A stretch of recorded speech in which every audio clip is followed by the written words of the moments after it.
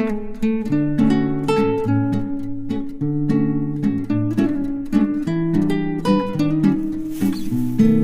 સવારના વાગ્યા છે 8 અને વોકિંગ કરતાં કરતાં આજે બહુ સરસ લીલા મરચાં મળી ગયા.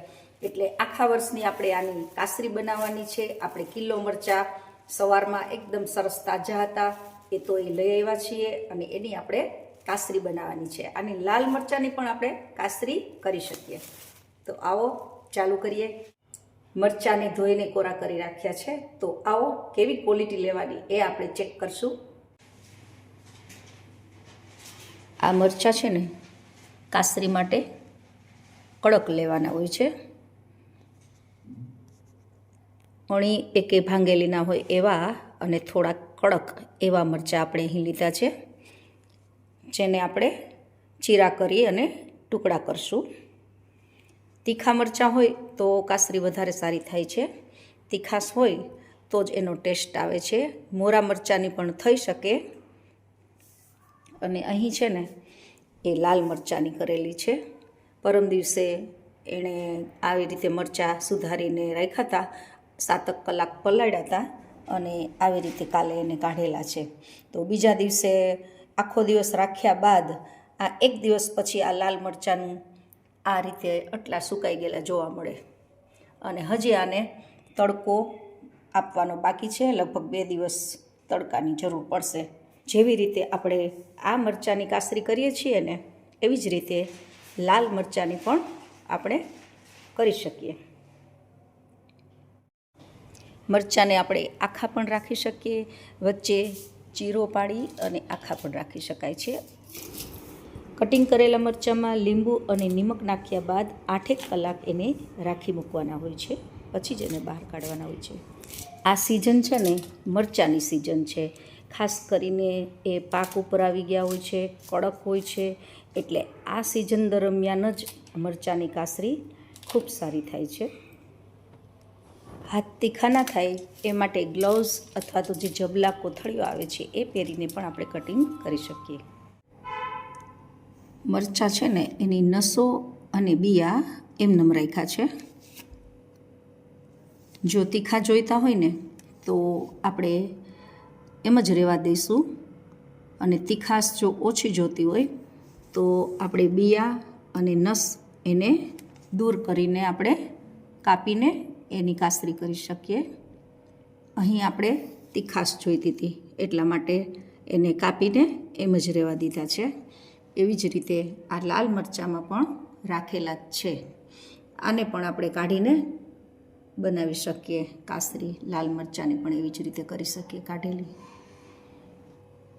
વધારે લાગતા હોય કૂણા તો આપણે એને બહાર કાઢી લઈશું. બને ત્યાં સુધી કડક મરચાંઓનો જ ઉપયોગ કરવાનો છે. અહીં બધા મરચાં આપણે કટિંગ કરી લીધા છે.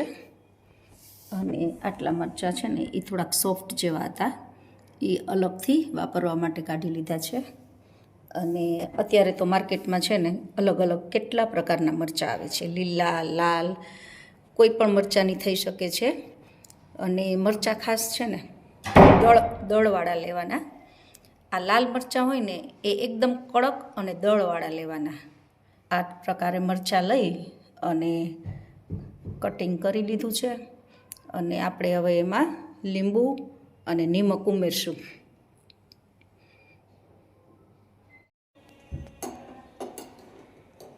હવે આપણે આમાં જરૂર પૂરતું નિમક નાખવાનું છે. નિમકની બિલકુલ કચાશ કરવાની નથી. આટલું નાખી અને ફરીને આપણે ઉછાળી લઈશું. અને ફરીને પાછું નિમક નાખશું. ચમચીથી ના નાખતા આપણે આવી રીતે ધીમે ધીમે વેરતા જશું, જેથી કરીને એક એક ચેરી ઉપર નિમક સરસ રીતે લાગી જાય. અને પાણી લાગશે ને એટલે મરચાંની અંદરથી છે ને પાણી છૂટશે. એટલે વધારાનું નિમક તો આમ જ જતું રહેશે. એટલે ઓછામાં ઓછું 3.5 ચમચી જેટલું આપણે નિમક નાખીએ છીએ.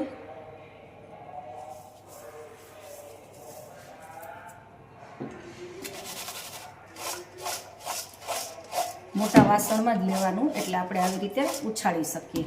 હાથને તો આપણે તીખા કરવાના થતા નથી, એટલે આવી જ રીતે આપણે એનું કામ કરશું.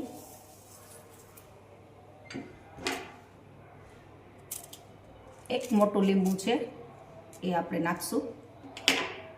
એકદમ જો ખાટી છાશ હોય ને તો એકદમ ખાટી છાશ પણ નાખી શકીએ, અડધી વાટકી જેટલી, પણ હું અહીંયા લીંબુ નાખું છું.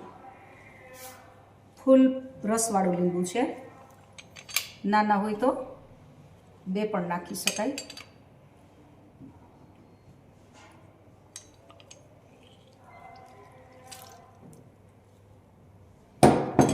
આને પણ આવી જ રીતે ઉછાળીને ફરીને આપણે આ મરચાંને છે ને કલાકે આવી રીતે ઉછાળતા રહેવાનું છે, એટલે ખટાશ અને ખારાશ એ સરસ રીતે મિક્સ થઈ જાય. કદાચ 2-3 કલાકે કરો તો પણ ચાલે, પણ યાદ આવે તો એટલી વાર આપણે આવી રીતે એને મિક્સ કલાકે કરી લેવાનું છે. આ છે લાલ મરચાંનો પલ્પ. જ્યારે મરચાં કાપ્યા હતા ને ત્યારે જે નીચે લાલ મરચાંનો પલ્પ વધ્યો હતો ને એ છે, એને ફ્રીજમાં મૂકી દીધો હતો. એનો આપણે ઉપયોગ કરી શકીએ. થેપલા છે, ઢોકળા છે, એમાં ગમે ત્યાં આની તીખાશને એનો જે ટેસ્ટ છે ને એનો ઉપયોગ આપણે કરી શકીએ. એવી જ રીતે લાલ મરચાંમાંથી પણ નીકળશે. જો એનો ટેસ્ટ ગમતો હોય ને તો એનો પણ ઉપયોગ કરી શકાય.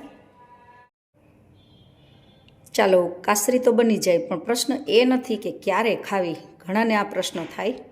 તો આ કાસરી છે ને રોટલા, રોટલી, ભાખરી, રેગ્યુલર શાક ભાખરી બનાવીએ ત્યારે, ઇવન દાળ ભાત માટે તો ખાસ બહુ સારી લાગે છે. દાળ ભાત ખીચડી માટે જ્યારે બનાવતા હોઈએ ને દાળ ભાત, ત્યારે દાળના આપણે જે વઘાર કર્યો હોય ને એને આપણે વઘારની અંદર જ તેલ આવે એટલે ફટાફટ આની કાઢી લેવાની 5-7 કાસળી તળીને.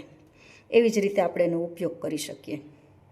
તેલમાં, શાકમાં ગમે ત્યારે જ્યારે ઈચ્છા થાય ત્યારે શાક મૂકીએ, એની હારોહાર આ કાસરીને આપણે તળીને બહાર કાઢી લેવાની અને પછી આપણે શાકનો વઘાર કરી લઈએ. એવી રીતે આ ઓલ ટાઈમ આખા વર્ષ દરમિયાન ખૂબ સારી રીતે આનો ઉપયોગ આપણે કરીએ છીએ. જેના ઘરમાં ખાસ તો તીખાશની ટેવ હોય અને જમવા ટાઈમે તીખું ના મળતું હોય ત્યારે તો આ અચૂક યાદ આવે ચોમાસામાં અને બધી ઋતુઓમાં.